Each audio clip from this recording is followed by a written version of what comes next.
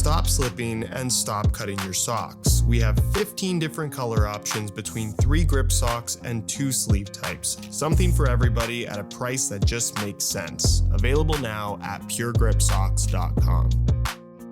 Hello and welcome to the second and final part of the 2024 SR4U Boot Awards, where by the end of this video, I'll be sharing my pick as well as your pick for the boot of the year. With all of these picks being based on my own personal opinions and experiences with all of these boots, meaning that they aren't necessarily fact, and of course, if your opinion differs from mine, feel free to share that down below in the comment section. If you missed part 1, where I give out awards like Best Speed Boot and Best Limited Edition Release, amongst others, you can check out the first link down below. It'll take you to that. Then you can come back and watch this one. And of course, if you enjoy the SR4U Annual Boot Awards, don't forget to drop a like on the video and make sure you subscribe to the channel if you haven't already, so you don't miss out on my reviews of all the latest football boots as we head into 2025. So with all that out of the way, let's get right into it.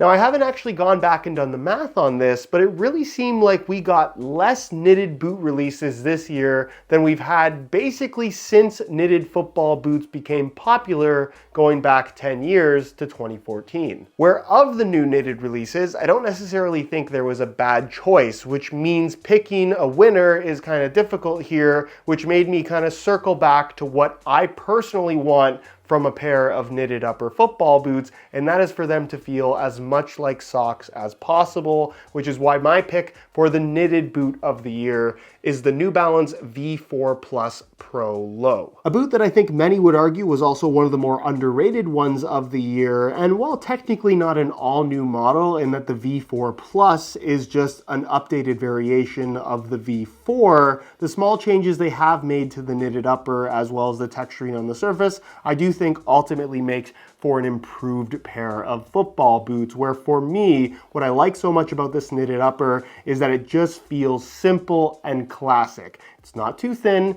it's not too padded, it has that softness, and basically is like wearing a pair of socks. I like the off-center lacing system pushed slightly to the medial side. Reminds me a little bit of the Nike Magista series, which I think a lot of people were very big fans of. The one-piece upper wraps your foot very closely. The general shaping and fit of the boot I think is top-notch, and the sole plate and stud pattern is one of the more unique ones on the market, where you can see highlighted in neon orange are all of the main studs, but then in between, as you look in the forefoot, kind of bordering the edges of the sole plate, are these half-length blade studs that provide that little bit of extra bite when on the edges of your feet, something that I think would be particularly valuable for somebody that prioritizes quick changes of direction, or maybe even diving for a goalkeeper. It's just a really cool idea that I'm surprised more brands haven't tried before. Also, something that New Balance does, unlike pretty much everybody else, is they offer their boots in regular as well as wide fit. So regardless of the shape of your feet, there's going to be a version of this football boot for you.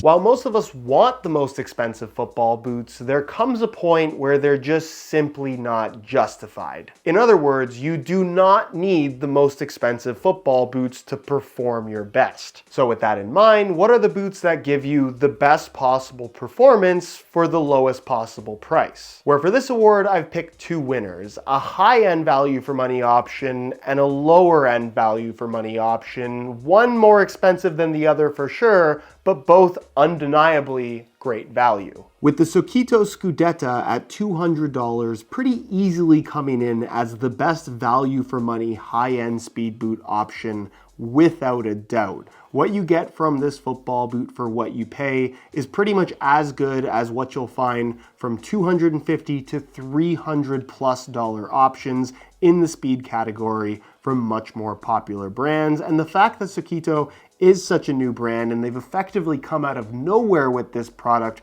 really makes it all the more impressive. They fit incredibly well, are remarkably comfortable for how thin and light they are. The material of the upper feels top-notch and draws comparisons to that of the 2014 F50 Adizero, which I think is a gigantic compliment. The sole plate feels great. I love the fact that it has an external heel counter. The traction is excellent with a stud pattern that's quite a bit different than what you're going to find across the board from the speed boot category right now. And for what you pay, you just aren't going to find anything better. Where if your budget is a little bit tighter, at the lower price point, I've picked the Adidas Copa Gloro 2, bearing a retail price of $100. For that amount of money, you'll be hard pressed to find anything that is more comfortable than these, with a softer leather upper than these, with unique styling like the fold over tongue held down by the elastic strap, which if you absolutely detest for whatever reason, they do give you the option of cutting it off entirely. It features a sole plate and stud pattern that feels like what you would get on a much more expensive pair of football boots.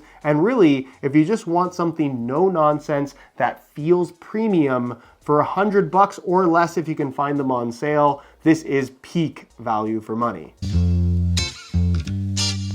The price of everything seems to be going up, so it shouldn't be much of a surprise that there were some expensive football boots in 2024. Having said that, and within reason of course, I personally don't mind paying a small premium for a limited edition release. There is definite value to exclusivity. Where I do not see extra value though is in the form of mid-cut collars that add no real value for an extra $25 for no real reason. Which is why Nike Elite Series mid-cut football boots win the most overpriced award of 2024. Where let's face it, the wow factor of seeing a pair of mid-cut football boots has definitely faded since it was first popularized with knitted uppers back in 2014. And as we've seen from just about every brand other than Nike, they're no longer charging a huge premium or a premium at all for low-cut or mid-cut variations, even in the case of Adidas,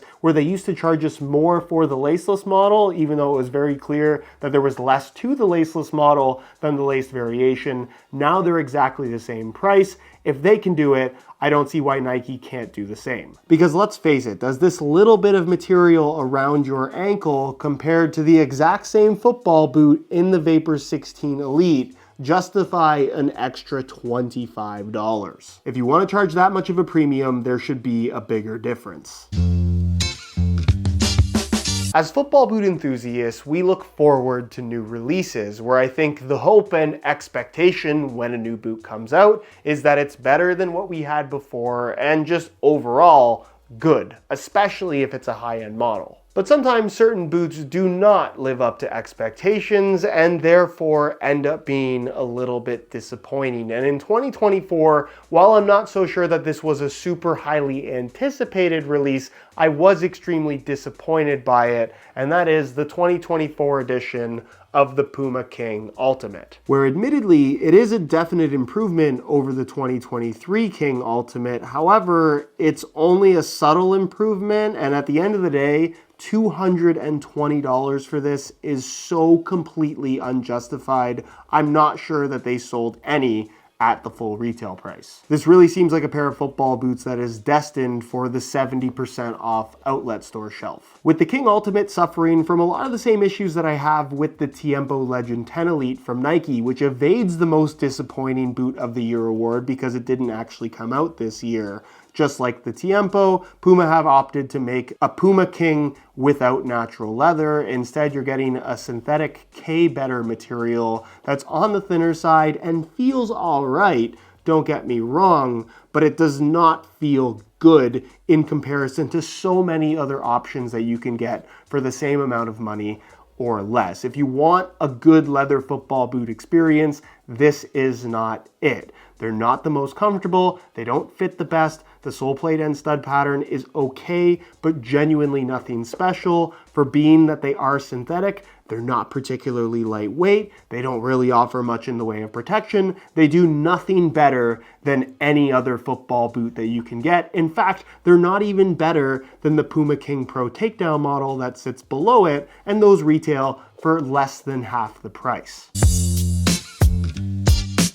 Again, probably not one of those awards that anybody wants to win, but somebody has to do it. Which is why I'm so proud to present, from the same people that brought you the iconic Under Armour Spotlight zipper boots, the weirdest football boot of 2024 is the Under Armour Magnetico Clone 4. Under Armour Clone Magnetico 4 Elite. Also the winner of the Worst Football Boot Name Award. With my reasoning for this pick, I think, being somewhat self-explanatory, this is visually one of the more unusual football boots that I've personally ever seen, almost to the point where it really makes you question how this made it to final production, and then for them to put it out in this kind of peachy, orangey pink color accented by lime green, making it look only weirder. Again, just calls into question who's making the decisions over at Under Armour, because as we've seen in the past, they are a brand of making some excellent football boots. This, however, is not one of them. The shape of the boot is also super weird, but that's by design in that the material of the upper is designed to have some elasticity and stretch around your foot, hence the almost impossibly low toe box. However, the end result is a fit and general comfort level that is well below average for a pair of high-end football boots, and given that these cost $250, that is 100% unacceptable. It features one of the chunkiest designs to a heel area that I think we've ever seen. You can see how much padding there is from where your heel actually sits to where the back of the football boot is. They're heavier than pretty much everything else. There's just nothing about this that really makes sense to me. I don't mind a weird pair of football boots. In fact, I actually kind of like it. But if you're going to do something unusual, at least make them good. And unfortunately, these just miss the mark.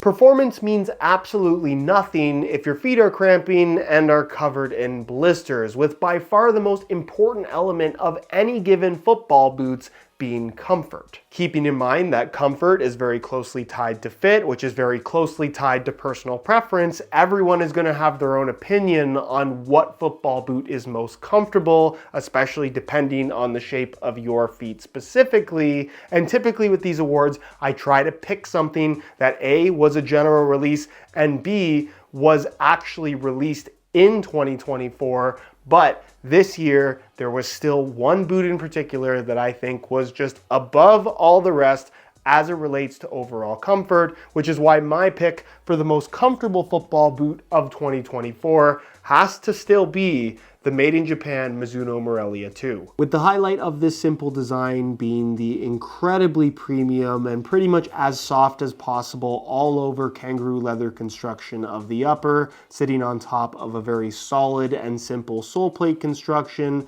made in Japan build quality that is genuinely second to none, and probably some of the best shaping of any football boot out there, where given that they are kangaroo leather all the way through, paired up with this nice deep central lacing system, as you wear them in, they mold to the shape of your feet, giving you the most custom fit that you can get from a pair of football boots in 2024. It's the closest thing to playing in a pair of slippers that you can get right now. With the 2024 Best Laceless Football Boot Award being brought to you by SR4ULaces.com, premium replacement laces that fit in any football boots, available in a wide variety of colors at a super fair price.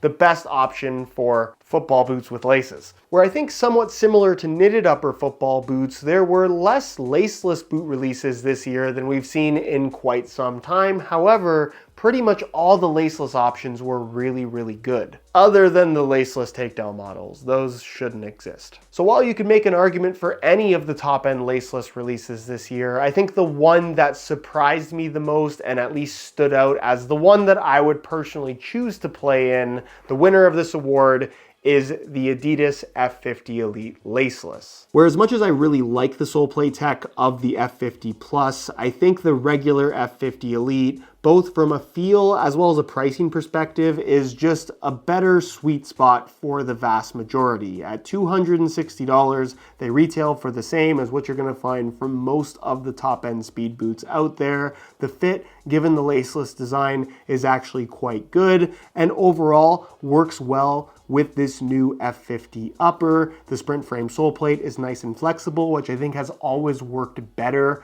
for laceless upper constructions. The stud pattern isn't too aggressive, meaning that unlike so many laceless speed boots that we've had in the past with really aggressive traction, you don't necessarily feel like you're losing out on too much responsiveness with this particular pair. Of course, if the best lockdown and the most responsive feel is what you're after, you'd probably be better off going for the F50 Elite with a lacing system. But if you can't be bothered to tie your shoes, these are really good. Now, this is an award that I think rewards continued excellence as well as the urge to not change things for the sake of change that so many of these big football boot brands seem to get sucked into more often than not. Newer does not always mean better, and sometimes you have to recognize that. Which is why the winner of the Way to Not Mess It Up award is Mizuno, where all throughout 2024, we pretty much just got new colorways, but their entire line is so solid right now that they really didn't need to make any changes to be amongst the best option in each of their respective categories.